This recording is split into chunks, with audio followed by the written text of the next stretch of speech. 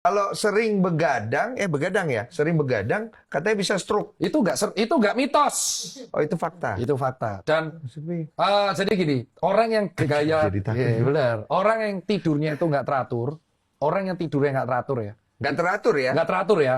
Jadi misalkan dia begadang karena kerja, jadi dia shift malam. Berarti artinya kan cycle kan.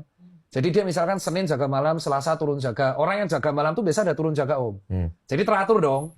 Kan nggak mungkin begadang terus. Yang dipermasalahkan adalah orang yang begadang dan jam tidurnya tidak teratur itu akan meningkatkan potensi resiko stroke. Karena Peningkatan tekanan darah, terus pembuluh darah kita tuh elastis om. Ada karet gak ya? karet. Kita analogi. Beda ya. Nah, nih karet. Pembuluh darah kita tuh kayak gini bentuknya ya. Nih ya. Ini potensi dikat TikTok jadi harus jelas.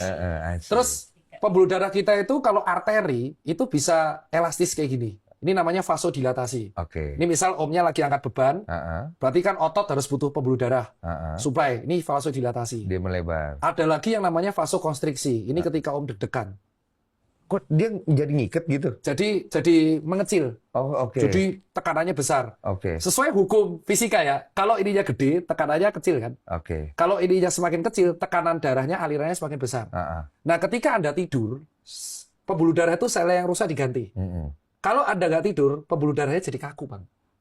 Oh. Dan itu cycle, belasan tahun. Jadi nggak elastis. Iya, karena nggak jadi elastis, akhirnya pembuluh darah ini tabrakan dong. Tabrakan di dalam. Karena harusnya melebar, nggak. Tabrakan jadi apa? Gumpalan. Gumpalan ini tiba-tiba Anda marah-marah. Lagi stres, pikiran. Stres kerja, tadi kan ada gumpalan. Stres kerja itu membuat gumpalannya gelinding. Gelinding ke pembuluh darah yang besar nggak apa-apa. Pembuluh darah yang kecil ada 2 om. Satu di kepala, satu di jantung. Kalau nyumbat di jantung, jantungnya jadi nggak dapat makanan. Kalau nyumbat di kepala, otaknya jadi nggak dapat suplai darah.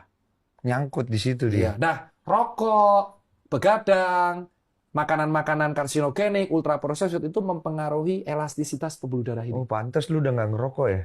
Udah berhenti 2 tahun.